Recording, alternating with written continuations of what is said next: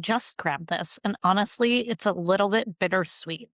This is my last day here in Northampton, Massachusetts. My daughter is wrapping up a phenomenal week of dance at an intensive here. And while I'm dying to get back home to be in my own bed, I'm genuinely sad to be leaving this place. What it is for me is it's this classic conflicting emotion, if that makes sense.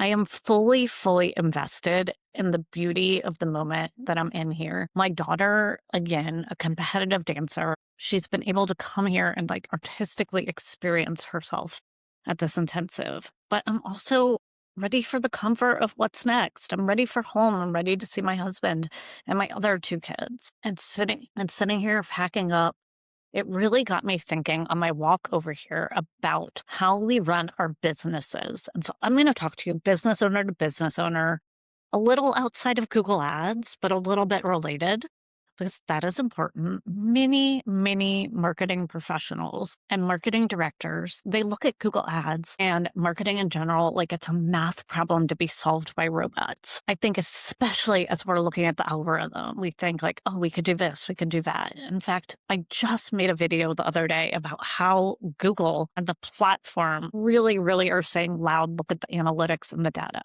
And so I think we take that sometimes and we want this cold, hard, predictable logic underneath our campaigns. We want the algorithm to just spit out the money like a slot machine. But as we think through that, we forget the most fundamental truth of marketing. Algorithms don't buy things, humans do. And two things can be the same at once. We can follow the data and we can acknowledge the humanity of people. Every single person clicking on your ad, browsing your website, or deciding whether or not to fill out your form or purchase from you or take that next action, be that a chat or watch a video or do an action that is important to your business, they are sitting there experiencing the exact same messy, complex emotional reality that I am right now. Your customers are balancing logic, emotion. They want to be understood and not just targeted to.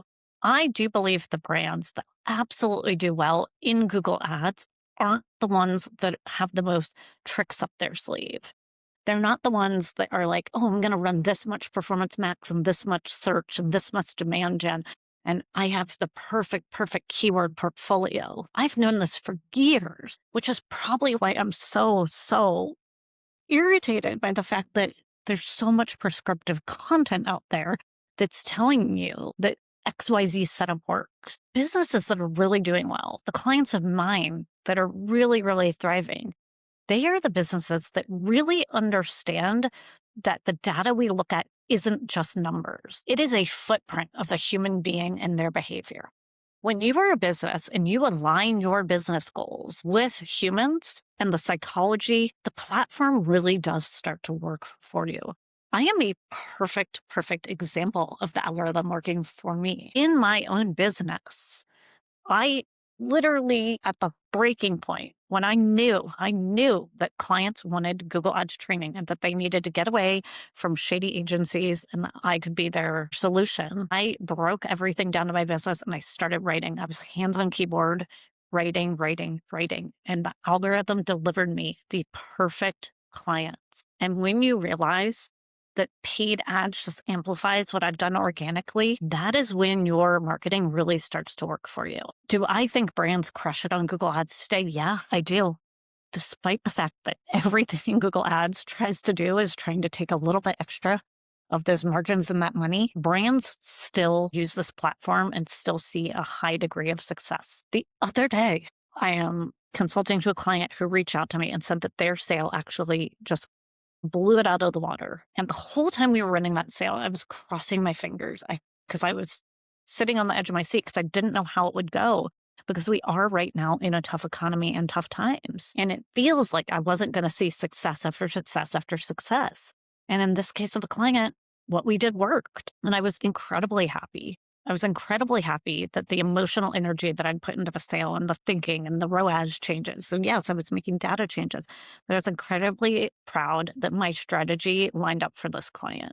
And so I do see clients that are seeing success after success after success, but they aren't playing tricks. And I think that that's the part that sometimes gets missed. They're not just saying, oh, I'm going to set up this or that. We're looking at the data, we're testing, we're adjusting the ad copy, we're doing all the things we need to do based on the data. And so we are the ones that understand that data that we look at isn't just numbers, it's a digital footprint again of that human behavior. So when you align that, it absolutely works. Now I'm about to hit the road home. I need to go back to the studio. I need to get my daughter her lunch. She's doing a final showcase. But I want to share these unfiltered thoughts with you on how psychology and performance advertising actually mix. If this resonates with you and you want to grow your business, stick around, follow along, look at my blog, or just drop a comment. Let's look at your data together. Let's be part of this from a human perspective. If you are on the move today too and you're traveling, because I know it's that time of year, then safe travels, and I will see you in the comments and see you in the next episode. Have a good day.